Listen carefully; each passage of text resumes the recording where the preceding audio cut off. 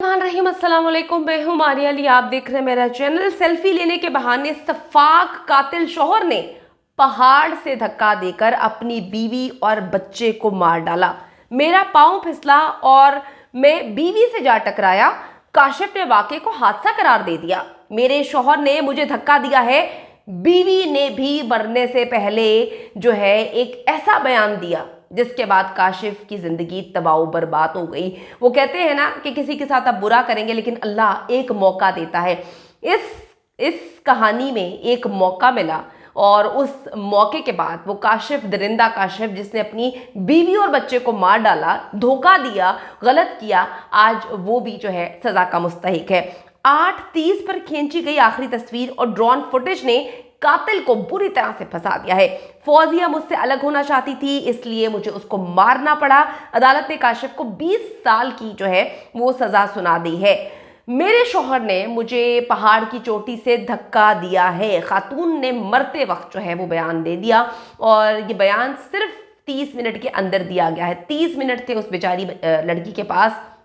उस लड़की को जो है उसको बहुत चोटें लगी थी। तकरीबन मैं आपको बताती चलूँ कि इतनी ऊंचाई से जब आप किसी को फेंकें, धक्का दें, सबसे पहले तो आपको ये समझ नहीं आती कि जिससे आप प्यार करते हैं, जिससे आपकी शादी हुई हुई है, जिसके बच्चे की आप माँ बनने वाली हैं, आप काफ़ी देर तक अपने आप को जो है कंपोज करते हैं, सोचते हैं कि अब मेरे साथ हुआ क्या। उसके बाद आपको ये पता होता है कि जी आप जो है अब सब कुछ खत्म हो गया। लेकिन जाने से पहले उसने इस दरिंदे को जो है कैफरे किरदार तक पहुंचाया। 31 साल की फौजिया जावेद ने एक पुलिस ऑफिसर को मरते वक्त ये बयान दे दिया कि उसके शौहर ने उसे ऊपर से धक्का दिया है, जबकि जो काशिफ, इसका शौहर, उससे दावा किया कि जी वो फिसल कर अपनी बीवी से टकराया और जैसे वो बीवी से टकराया वो तो बच गया लेकिन उसकी बीवी जो है ऊपर से नीचे गिर गई। बीवी और फिर उसका बच्चा जो है वो मर गया। फौजिया 17 हफ्तों से हमला थी और इस वाक़े में उसके बच्चे की भी जो है वो जान चली गई है। थोड़ा सा मैं आपको बताती चलूँ बैकग्राउंड। 2020 में जी इन दोनों की शादी हुई थी और फौजिया को काशिफ की तरफ से जो है वो इतने सालों में, मतलब चंद ही साल थे ना, इन तमाम सालों में जो है सिर्फ और सिर्फ तशद्दुद का निशाना बनाया गया। वो उसको मारता था, पीटता था और जो फौजिया थी वो वकील थी, यानी कि एक वकील के साथ वो सब कुछ कर रहा था। डोमेस्टिक वायलेंस हो रहा था, वो अपने आप को तशद्दुद और मार पीट सब कुछ बर्दाश्त कर रही थी, लेकिन वो कोशिश कर रही थी कि शायद हमारा रिश्ता चल जाए। लेकिन मैं फिर खवातीन को ये बात बोलूंगी और लड़कियों को कि अगर आपकी इतनी अब्यूजिव किस्म की आपकी मैरिज लाइफ चल रही है जहाँ पे आपको शौहर मारता है, पीटता है, गालम गलोच करता है, ये भी ख्याल नहीं करता कि जी आप प्रेग्नेंट है, तो उस पर अगर आप ये सोचते हैं वालिदैन का प्रेशर है या सोसाइटी का प्रेशर होता है कि ये ठीक हो जाएगा, तो वो कभी ठीक नहीं होता। जिसको आपकी कदर पहले नहीं होती वो फिर सारी जिंदगी आपको मारता ही रहता है। अगर ये सब कुछ वकील होने के बावजूद अगर आप स्टेप ना ले पाई, आप ऐसे दरिंदे को ना सजा दिलवा पाई, ना आप उससे अलहदा हो पाई, आप फैसला करने में आपको इतना लेट हुआ कि आप प्रेग्नेंट भी थी, तो आप सोचिए कि आम खवातीन पर कितना ज़्यादा प्रेशर होगा। तो ऐसे अब्यूजिव किस्म के रिलेशनशिप जो है वो वर्कआउट नहीं करते। आखिर में आप देख लें, अगर बर वक्त कार्रवाई, अब ये तो मतलब एक वकील खातून थी, अगर मैं आम लोगों की बात करूं तो उनके पास तो फिर प्रेशर होता है, लेकिन एक वकील होने के लिए जो दूसरों के हक के लिए लड़ रही हैं, आज वो अपने आप को ना बचा पाई क्योंकि वो मारता था, पीटता था, वो कहती थी कोई बात नहीं, उस कोई बात नहीं ने आज उनकी जान ले ली। 2020 में जी दोनों की शादी हुई थी। काशिफ से तशद्दुद का वो हमेशा निशाना बनाया करता था। वो अपने शौहर से तंग थी, अलैदगी जो है उसका फैसला कर चुकी थी। पुलिस के मुताबिक कातिल से कुछ देर पहले, जो कत्ल किया गया था, उससे कुछ देर पहले होटल के कमरे में भी फौजिया को तशद्दुद का निशाना बनाया गया था और होटल की जो स्टाफ था उसने अंदर से चीखने की और दर्द से कराहने की आवाज़ें सुनी थी। काशिफ और फौजिया को जो है आपको बताऊं 50 फीट ऊंचाई से जो है उसने उसको फेंका है, धक्का देकर उसको मारा है। ये तो उसकी किस्मत थी कि आधे घंटे वो जिंदा रही। उस आधे घंटे में उसने जो है एक चश्मदीद गवाह को बता दिया कि जी मुझे मेरे शौहर ने जो है वो धक्का दिया है। उस चश्मदीद गवाह ने जो है पुलिस को जो है वो कॉल की और वो खातून पुलिस इंस्पेक्टर जब आई है उसने रिकॉर्ड किया है, उससे 2 सवाल पूछे। इस आधे घंटे के अंदर उसने 2 लोगों को बताया कि मेरे शौहर ने मुझे तो है 50 फीट से जो है धक्का दिया है और ये एक कत्ल है। उसके बाद वो बेचारी वहां पर फौत हो गई है। अच्छा जी, अब फौजिया फौजिया का मरने से पहले जो बयान था उसने उस दरिंदे को फंसा दिया। काशिफ ने पुलिस को बताया, जो अब काशिफ की साइड की स्टोरी है, हम चोटी से नीचे थे तो हमें पता नहीं चला कि क्या है, काफ़ी ऊंचाई पे थी चोटी, तो मेरा तवाज़ुन बिगड़ा और मैं अपनी बीवी से जा टकराया। मैंने उसको नीचे गिरते हुए सुना जिसमें उन्होंने कहा उफ मेरा पाँव फिसल गया। पूरी की पूरी कहानी जो है उसने एक नरेट की है, बताई है।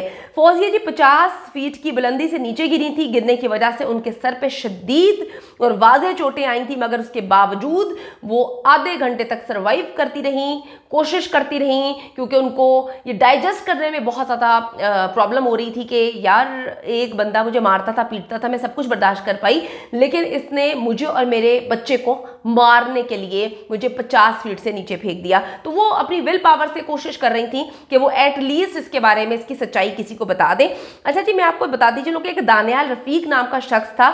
सबसे पहले जब ये खातून गिरती हैं ऊपर से नीचे, क्योंकि इसने तो फेंका था, इसने तो जाकर उसको नहीं बचाना था, ये तो इंतजार कर रहा था कि जी इसकी मरने की खबर मिले, और ये ड्रामेबाजी करते हुए पुलिस स्टेशन पहुंचे। तो दानियाल रफीक नाम का शख्स था जो सबसे पहले इस खातून को बचाने के लिए वहां पर पहुंचा था, और इस खातून ने सबसे पहले ये कहा, दानियाल का कहना है कि मुझे मेरे शौहर ने धक्का दिया है, मेरे शौहर को मेरे करीब आने मत देना। उसने ये नहीं कहा कि मुझे बचा लो, मेरे बच्चे को बचा लो, उसने कहा कि मेरे शौहर को मेरे करीब ना आने देना। फिर पुलिस ऑफिसर को बुलाया जाए वकूआ पर, वो एज सून एज पॉसिबल उन्होंने कोशिश की, पहुंचे। उनका कहना था कि वो दर्द में थी, मगर फिर भी उन्होंने मेरे तमाम सवालात के जवाब दिए। मैंने इस खातून से पूछा था कि क्या हुआ है, तो उसके जवाब में उसने कहा कि मुझे मेरे शौहर ने धक्का दिया। फौजिया जावेद ने कहा कि उनके शौहर ने उनको ख़त्म करने की कोशिश की है, मैं शायद बचूं ना, लेकिन आप इसको कैफरे किरदार तक जरूर पहुंचाना।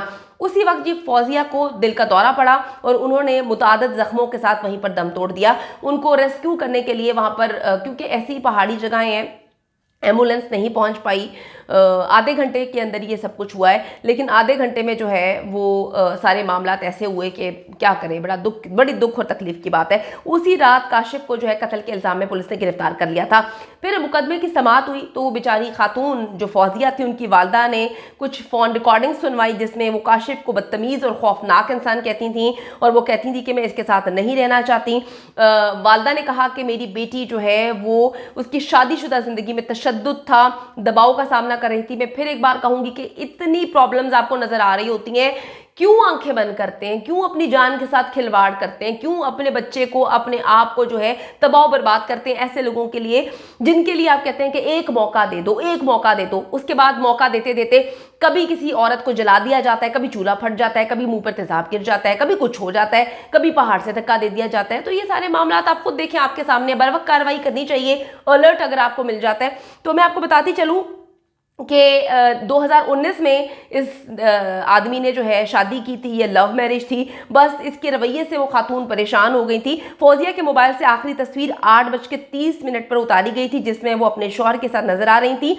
ये उसकी आखिरी तस्वीर थी, जिसके बाद वो ड्रोन की फुटेज में पहाड़ी के नीचे से जो है वो गिरी हुई नजर आई हैं। स्कॉटलैंड में पेश आया ये वाकया, जहां पर जो है एक बार फिर से 4 चांद लगा दिए हैं। किसने लगाए हैं, अब मैं आपको क्या बताऊं, ये दोनों कौन थे आपको बहुत अच्छे से पता चल चुका होगा। तो कभी आप समन अब्बास के साथ करते हैं कि पाकिस्तान से जाते हैं, वहां पे जाके समन अब्बास को कत्ल कर देते हैं, ठीक है। कभी आप पाकिस्तान से जाके स्कॉटलैंड में मार देते हैं, क्या कर रहे हैं मुझे नहीं पता, लेकिन इस आदमी को, इस दरिंदे को 20 साल की जो है सजा मिली है, क्योंकि बाहर के मालिक में जो है अगर पाकिस्तानी या कोई भी बंदा बेगैरती करे तो उसको एज सून एज पॉसिबल सजा दी जाती है। ये पाकिस्तान नहीं है, यहाँ पे सदियों तक केसेस चलते हैं और उसके बाद बंदा जो है वो भाग जाता है। तो ये दरिंदा जो है 20 साल, इससे अपनी जिंदगी भी तबाह की, अपनी बीवी को भी मार दिया, अपने बच्चे को भी मार दिया, लेकिन आज ये अपनी सजा भुगत रहा है।